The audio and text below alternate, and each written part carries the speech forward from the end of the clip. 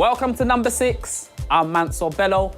We're off to the top secret comedy club to see stand-up from Miss Mo Real and the legend himself, Kojo. Tonight's show is hosted by Kane Brown. Do you go to church, my love? Because I don't want to offend you. I don't want to offend you. I'm being serious. Because you got the flyer in your hand as well. Like, Lord Jesus, help me, Jesus. Like... While Kane's doing his thing, I caught up backstage with Mo. You're just about to go on stage. How are you feeling? I'm feeling so excited. I've got lots of anxiety and I'm going to channel that into performance energy and I can't wait to get on the stage. And make some noise for Miss Mo Real! Thank you, baby. Hi guys, you lot having a good time? Yeah! I'm so glad to be here. I rushed to get here. I didn't know what to wear, like to wear something, you know, long or short. And that was just something to wear on my head. So I'm from Brixton, you guys. Is anyone from Brixton? Anybody? Oh, you're from Brixton. I thought you was quite loud. All the people from Brixton are quite loud. Did you drive down? No, okay, so you flew. You look like you flew. Was it on a broomstick or... I'm only playing. You've been lovely this evening. Thank you. So, I live in Brixton with my 2 flatmates. They're disgusting people. They don't pay the rent. They're nasty. Who lives with somebody that don't pay rent? You live with people that don't pay rent. Yeah, nasty. They get up every day. They got somewhere to go. They manage to find something to spend their money on, but not your rent. Lambeth is our local council, and Lambeth wrote to us and said they were going to evict all of us, and I told Lambeth, it's those 2 people over there. They're waste people. They do nothing. And Lambeth wrote back to me and said, they're my kids. How I have to look after them. They use this word like responsibility. I'm trying to look it up. I don't know what it really means. So... yeah, so I got a new job, you guys. Yeah, because before I was broke, right? But now I'm working at a bank, putting money in the bank, working at a bank, so I'm very, very happy, which makes my comedy quite hard because I usually do better comedy when I'm upset, when I'm bitter, when I'm stressed. You see what I'm saying? That's when the comedy really comes out, but I'm kind of content, so let's see how this goes. But I'm still single, yeah. I like to be consistent. That's what it is. I was single last year. I was single the year before that. And the year before that as well. Do you see? So I stay consistent. Because why change it up? Why? Why are we changing it up for? But today, I seen that some decent men in the audience like you, sir. You make me want to do the running man. That's what you make me want to do. I just want to do the shuffle when I see you, man. I don't see a lot of men doing enough of themselves, like black men doing enough of themselves. Because I've been single, I've been hanging out with, like I learned a new word since I started comedy. It's called waste man. I didn't know that word until I started doing comedy, but it is a thing. There are these men that go out and they just waste your time. They ain't got no job and nothing to offer you, but they're attached to some big dick that doesn't stay hard for very long. Doesn't stay hard for very long. It's a trick dick. That's what I call it. It's a trick dick. That's what it is, a trick dick. That's what it is. But I started a new job, like I told you guys. I help accountants to become accredited so that they can actually do their jobs properly. And I love my job because I'm helping other people do stuff. And I love helping people. So like sometimes when I'm on the tube, I'm on the train, I'm sitting with my friends, and their lips are dry and crusty. You know what you do initially? You lick your own lips. Because you can't tell no one about themselves until you fix yourself. Yeah, that's the Spirit of the Lord speaking to you right there. You can't tell your friend that their lips are dry and crispy until you lick your lips first. So you do that to show your friend, like, we're talking, your lips are dry, I lick my lips and look in your eyes. You're supposed to do the same thing, but sometimes they don't.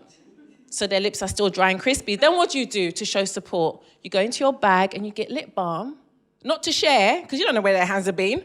You put lip balm on your own lips, innit? And you look in their eye while you're putting it on, hoping that they too will cream their lips or something, but they don't.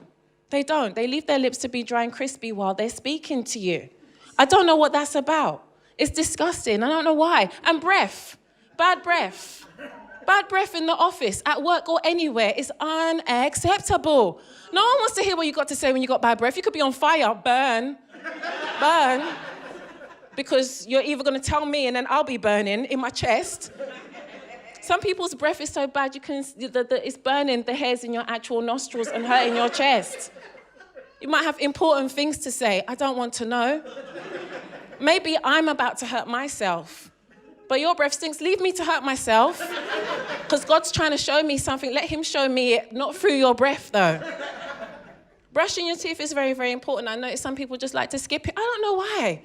And then why is it that when they talk, they're the ones who want to come and whisper? Why do you whisper? With your hot breath. You shouldn't be whispering. And sometimes you could be talking with your friends and you're happy. And then they come and laugh too. And now you're gone from confusion. Confusion. That's what the bad breath causes. It causes confusion. Nasty. Yeah, so, I've been single for a long time. I don't mind being single, you guys. I don't go to bed crying, asking God why I'm single. I don't do that. Yeah, I don't go to church praying for a man. No, I pray for my edges to grow back because it's important for you to have edges. Yeah, ladies all know that. If you want to tie your hair in a ponytail and you've got no edges, you can't do that. So I've got children. I remember growing up in the 80s. Does anybody grow up in the 80s? Any of you guys grew up in the 80s? I did. I grew up in a time, like my mum's a gangster. My mum's African, but she's gangster at the same time. My mum does this. When she's about to tell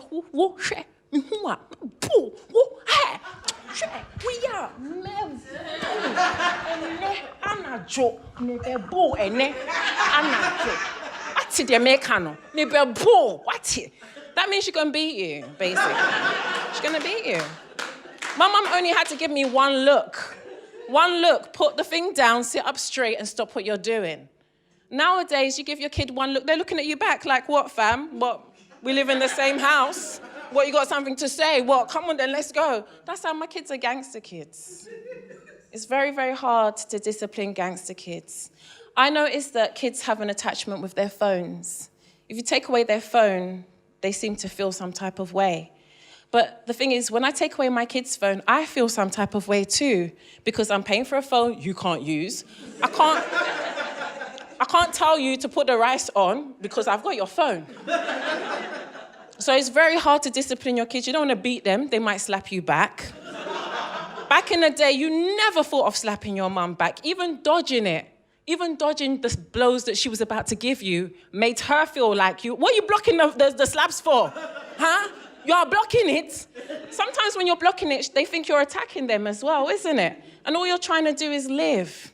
That's all you're trying to do is live. Sometimes I didn't even know why my mum was cussing me. Yeah? Because she just used to cuss me for fun and I wasn't allowed out. Africans, let your kids out sometimes. Otherwise, we start to become manipulative and we start saying stuff like, I got after school club, I'm going back to school. Mum, I'm going back to school tonight at 9 because they're doing maths classes at 9. Yeah, so I need to go back and catch up on my maths. And unless it's about maths or learning, they ain't letting you out. The other thing I should tell you is that my name's Muriel. I don't know if you guys knew, but I was introduced as Miss Mo Real, but my real name's Muriel, and I think that's a very African name. It is, isn't it? Because there's only me in this room called Muriel right now, isn't it? Does anybody know anybody else called Muriel? White people, come on, white people. An auntie, a grandma, great-grandma, a great-great-great-great-great-grandma, no. No, your camera crew, nobody called Muriel, you see? So I feel African, because often when you are African, you're usually the only one in the office called Yemi, Yomi, Yami, Adeyoa, and all of that. Do you understand? The best thing about my job at the moment is that I'm the only one that can do what I do. That's the best thing. And I've got a little department that I get to develop, and it's made me think on other levels. But what I don't like is, like when I bring my food in, it's winter time now. I don't care what you lot think is cutting outside. So I bring in soup. Yeah, not fufu, just soup. Yeah, I don't bring yam and eba and all of that. I'm not trying to scare people. I just bring in soup and bread, stuff that they can relate to. So I brought in some soup, And one of my friends, let's call her Becky, just for the sake of being, typical. Becky came in and she was like, this smells so lovely. Muriel, what is it? So I made some soup, Becky, I made some soup. And she goes, I want to taste it. Let me taste some. So I was like, yeah, taste it. So she tasted it. She it's hot.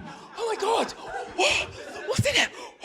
I'm like, calm down, that's water that you're drinking. My soup is over there. It's still in the microwave, Becky. Let me at least heat it up for you so you can say that it's hot. Anyway, my name's been Miss Mo Real. I hope you've enjoyed having me. Welcome back, Mr. Kane Brown. Thank you. One more time for Miss Mo Real. Can't lie, I've had Mo Real soup and it's proper stuff. We'll be back at the Top Secret Comedy Club right after the break with the man himself, Kojo. See you then.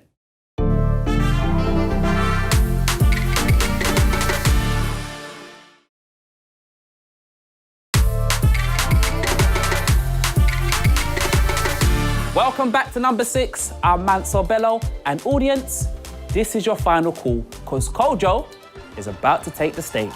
Make some noise for the one and only Kojo!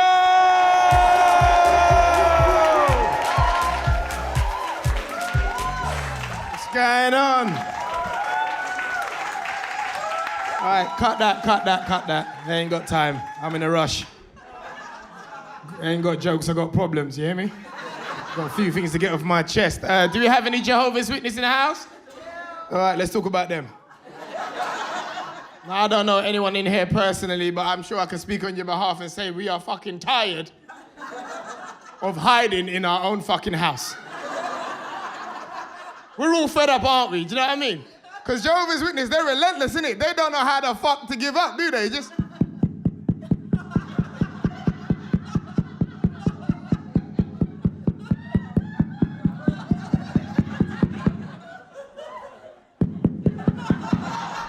You ever felt like a victim in your own house, innit? You're like, get down! Shh. They have not returned since my dad answered the door. He came to the door naked. He was like, hello! What is your message? Why are you running? Come back! I'm not like my dad, though. I'm not like my dad. They came to my house, you know what I mean? I sat them in my front room. I said, look, what is it you have to tell me? They looked at me and said, I don't know, I've never got this far. She's just wasting my time. Any Muslims in the house? All right, wait till you hear this. So I'm talking about everybody tonight. Listen, make sure if you are Muslim, be Muslim all the time. Yeah? All the fucking time, not when you feel like it. Yeah? This religion ain't a holiday, yeah? 24 hours every fucking day. I'm on a flight from LA, right, coming back to London. I'm sitting next to this Muslim woman, and clearly it was her first time on a plane. There was a little bit of turbulence, right? She grabbed me, she was like, Jesus! I was like, what?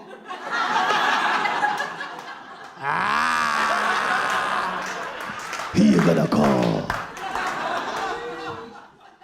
Talking about everybody, man. I'm a Londoner, I'm from East London.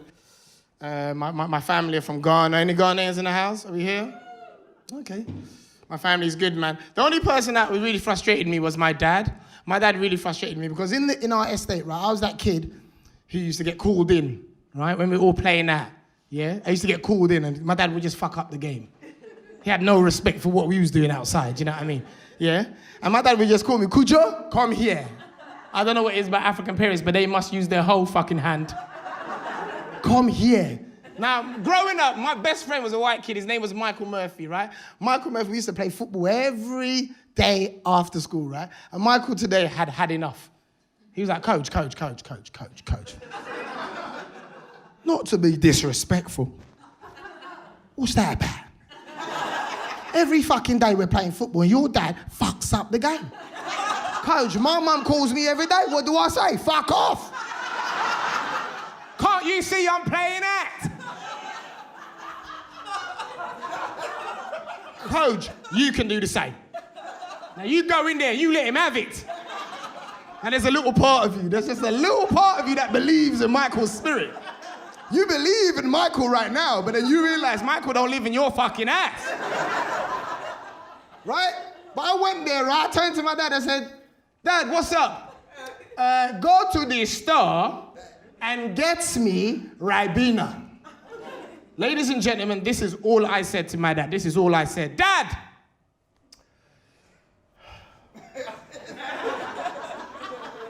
Can't you get it yourself? That's exactly what I heard. Ladies and gentlemen, it was 1 p.m., but it got dark real quick. The pigeons weren't even flying anymore. They came down, they were like...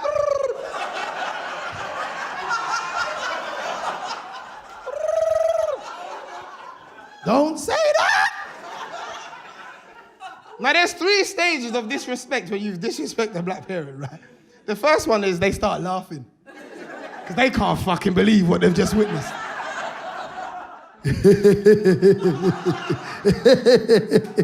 Okay. The second thing is they have to repeat the disrespect that has just taken place. You're not getting away with that shit. And they always started with, So, I am the father. The father. F-A-D-A. Father.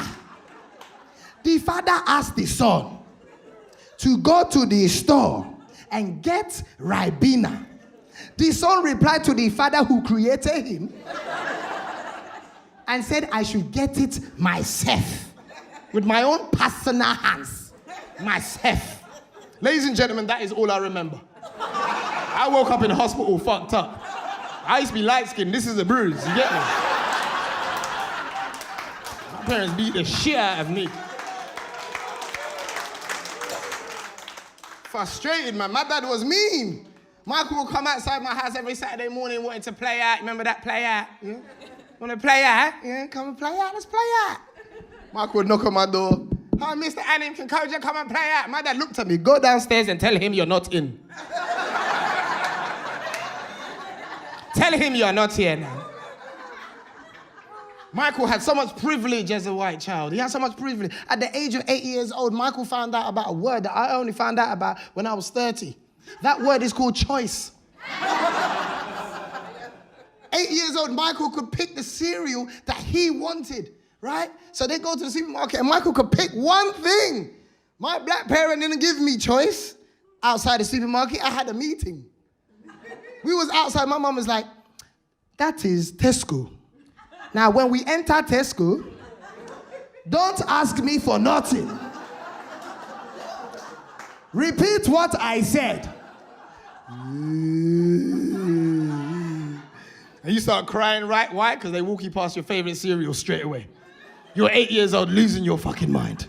You're like, Frosties, Sugar Puffs, Cocoa Puffs. And who do you see in the same aisle playing at? Michael Murphy.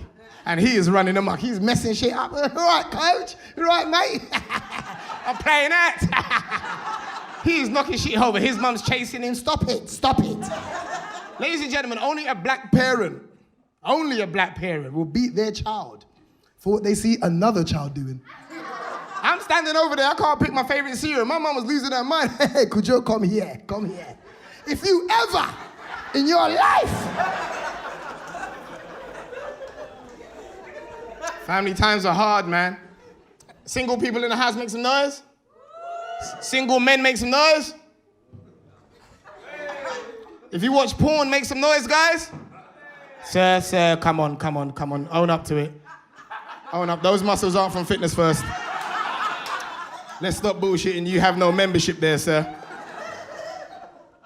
Single people, when you're single, man, porn is your friend. Oh, porn is your friend. You got to be careful the kind of porn that you watch, though, man. Black porn is aggressive. Have you seen the penis on us? This is 3D. Touch it, man. This is Avatar dick right here. This is... Porn is ridiculous, man.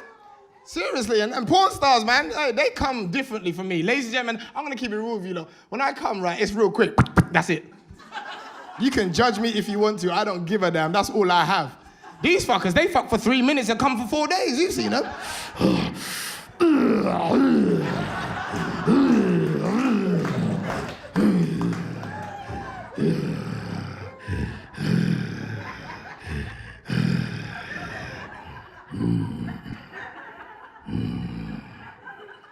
I'm like, this is ridiculous. I was watching one porno, right? This black man was fucking the shit out of this white woman like slavery was her fault. 400 years got blamed on Sally. He wasn't even a porno anymore. He turned into a horror movie. I was like, leave her alone. Get off! Ladies and gentlemen, I've had a fantastic time. Enjoy the rest of your evening. God bless and good night. Peace. And that's it for tonight. Thanks to Kojo, the original Ogre at the top, and big thanks to Miss Mo Real. And most importantly, thank you for tuning in to number 6.